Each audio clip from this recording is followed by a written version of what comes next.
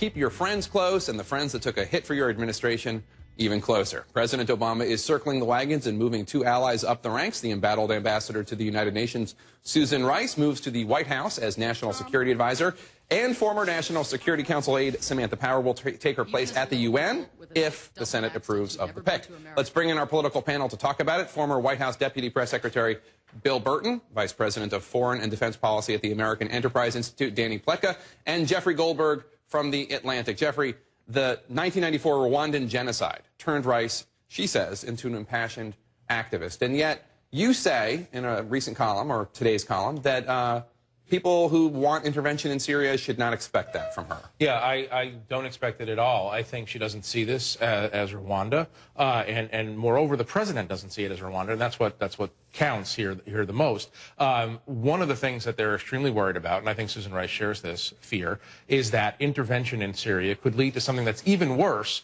than the Assad regime, which is the eventual establishment of an al-Qaeda safe haven. At this point, you have Sunni extremists and Shia extremists fighting each other, and the White House is very, very careful about wanting to get in deeper, and I think she's going to echo that feeling the president has. Is that the wrong move, Danny? Oh, absolutely.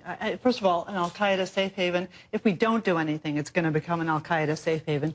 Everybody's working on the premise that we can somehow stuff this genie back in the bottle, that it's all going to be okay as long as the United States stays out, and they can keep killing each other.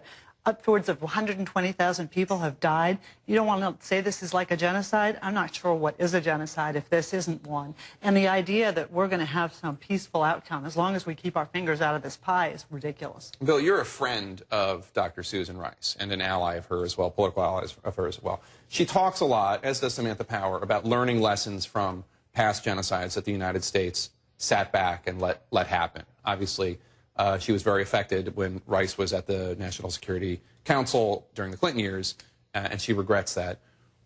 Is she right here? Is the idea that intervention might actually lead to something worse the correct call, or is she just doing what she did back in the 90s? Well, I think that there's a straw man here.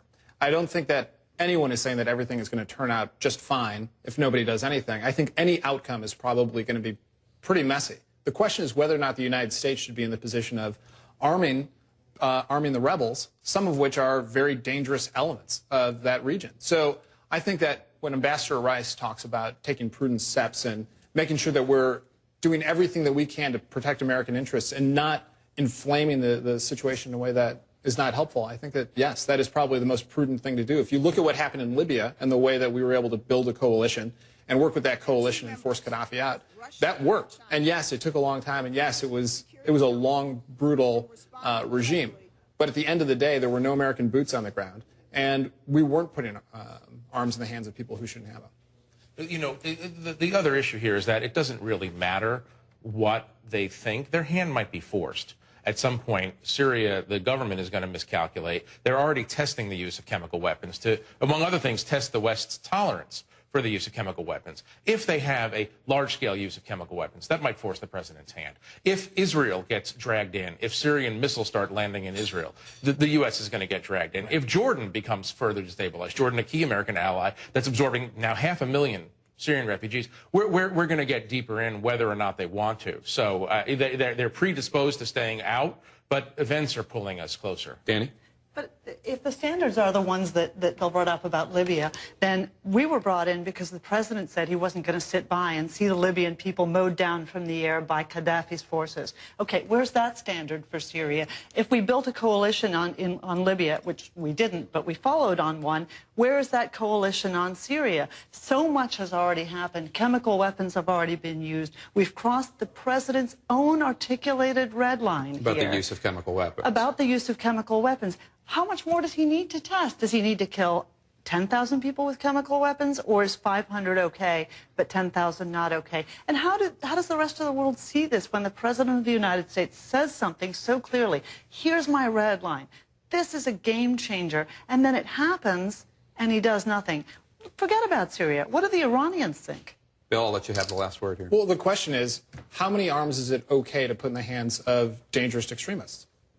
I think that's what we're dealing with right now. When you're looking at the situation, when you see that there is a civil war happening in that country, the United States has to ask itself, well, at what point are we actually arming the people who could do damage to the United States itself? Do you think, Bill, as somebody who knows all the players involved, President Obama, Samantha Power, Dr. Susan Rice, do you think that Rice and Samantha Power will have any influence on making the president more inclined to intervene in Syria? Or at the end of the day, is his mind basically just where his mind will be, and it doesn't really matter so much what Power and Rice are pushing? No, I think that the people around the president, particularly his national security apparatus, do have a big impact on how he sees situations and what information gets to him and he's considering. But Jeff is right. At the end of the day, the president's hand could be forced by events that are happening in the region. All right. Thank you so much. Jeff Goldberg, Bill Burton, Danny Pletka. Appreciate it.